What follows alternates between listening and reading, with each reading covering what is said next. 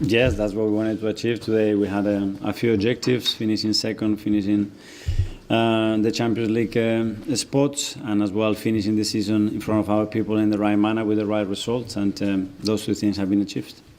Well, obviously for the players and you need a break this summer, but for the rest of the club, what needs to be done?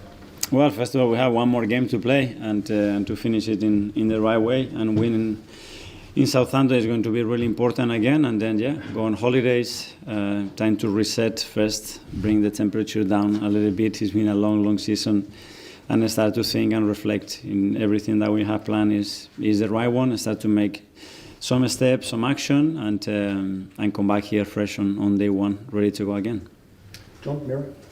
Hello, Michael. On the pitch, to the supporters after the game, you seemed very emotional. It was a very powerful message that you gave there. Can you talk about your sort of, I don't know, emotions and what you've gone through this season, and maybe some sense of disappointment, but also optimism?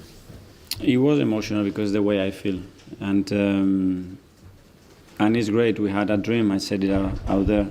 It was to deliver a big trophy this season for our people, and because I think that the team deserves it as well in the journey that we've been together in the last 3-4 years. We haven't achieved that, and there's a lot of factors and a lot of situations that we've been through for the last 9.5 months for that not happening. But make sure that we still value a lot of the incredible things this club is doing, the team is doing, the players are doing, the way we are competing, and the consistency that we are showing. Because if we are not able to see that, that's a really dangerous thing to do.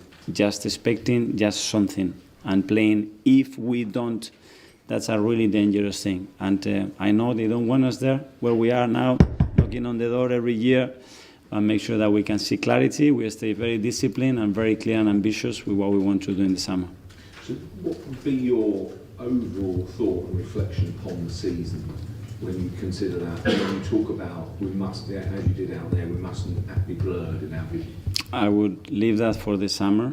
I've done it in the dressing room, and for me it's very clear, but I'm there every day. I know what we've been through for 9.5 months. I know what we've done. I know very well the history of this Premier League and the teams that they've been not in 30% of the situation that we've been in. They have collapsed, completely collapsed, and we haven't. And I really value that, because that shows that we have built something that is very sustainable and consistent, regardless some people doesn't like to see it. Simon, standard?